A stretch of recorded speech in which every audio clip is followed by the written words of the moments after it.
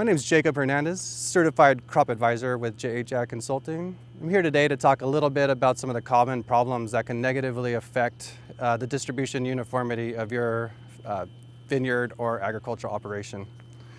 One of the things that I see commonly is older, different emitter types or hose types, even emitter spacing and different spacing within one irrigation set. When you turn on the water for your irrigation set, we are making a lot of assumptions about flow rate, variability, and different things that affect the amount of water that each of our vines is receiving, and we want to assume that each of those plants is receiving the same amount. In order to do that, we need to look at the DU score and see how evenly water is applied across the field. And oftentimes, I'll find a system that has a very good DU, but there's other problems in the field that are not being picked up by that score.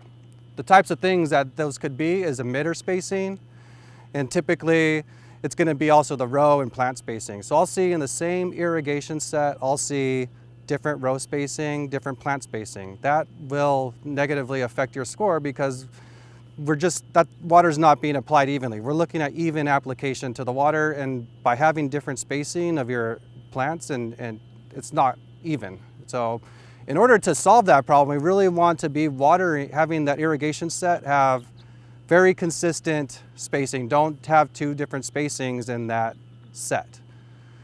And going with that, we see a lot of rows, a lot of drip hoses with emitters that might have one emitter per vine, two emitters per vine, three emitters per vine, whatever it needs to get the water there. And that's not an approach that I would really recommend. I want to see one emitter per vine. If that's what it is, I want to see that throughout the whole set. If it's two emitters per vine, I want to see that throughout the whole set.